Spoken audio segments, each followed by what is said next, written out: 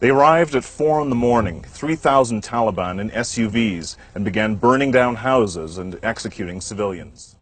The Taliban went on a killing frenzy, firing with mounted machine guns at anyone moving in the streets. Pedestrians, store workers, children, even patients in the hospital. One witness said, "It was chaos. People were running and being hit by cars trying to leave. Market stalls were overturned. I heard one man say it's hailing because of the bullets. I went home, and from the windows I could hear shouting and see white flags on the cars." The firing stopped at 1 p.m., leaving hundreds dead on the streets. But the massacre was not yet over. The next day, the Taliban launched a huge house-to-house search for Hazara men. Most were murdered on the spot, shot in the head, or having their throats slit. Those who survived were stuffed into the notorious metallic containers and shipped to jails, but many died on the way through suffocating and heat stroke. One witness watched as the Taliban opened the container doors to find 3 prisoners alive and 300 dead.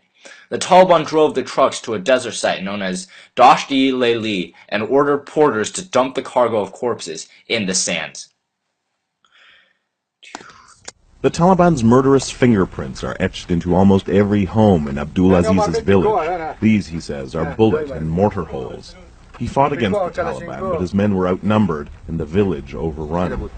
They lined up people by twos and shoot them. Further away down there, they took civilians and they cut off their heads. The Taliban aren't human. And they weren't content to kill just the Hazaras they saw.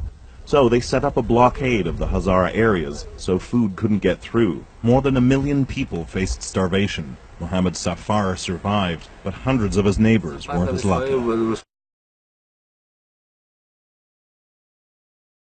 Between 4,000 to 6,000 were killed in the massacre, though some sources estimate that over 8,000 people were killed. Many more were wounded.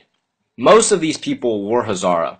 They were singled out because they were Shias, not Sunnis, and they were believed to be infidels by the Taliban.